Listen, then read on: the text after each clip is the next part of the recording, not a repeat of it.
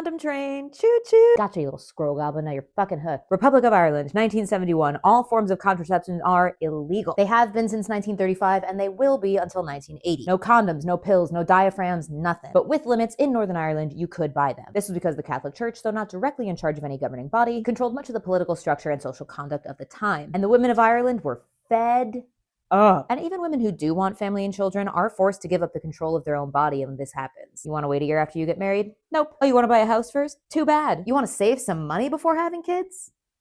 Fuck you. So the Irish Women's Liberation Movement took 40 of their members and got them to Connolly Station. On May 22nd, 1971, 40 women got on a train from Dublin to Belfast and bought a bunch of contraceptions and returned, bringing attention and controversy to the forefront of the conversation. But even the movement itself was divided on who should and shouldn't take this trip. For example, if unmarried women went to go get contraceptions, it would imply that they were having sex before marriage, which at the time could stigmatize them from their friends, family, and society. Now, in the North, there were limitations to who could and couldn't buy birth control. For example, unmarried women were unable to get the pill without a doctor's note, and even if you were married, if you didn't live in Northern Ireland, it was a little bit harder. So when the 40 women arrived in Belfast, they bought all of the condoms and spermicidal jelly that they could, but they couldn't get their hands on the birth control pill. But they bought a bunch of aspirin instead because they knew that the customs officers wouldn't be able to tell the difference. Ladies, I don't think we're going to be able to buy the pill on this trip. I hear we'll just get a bunch of these. Those men don't know shit about dick anyway.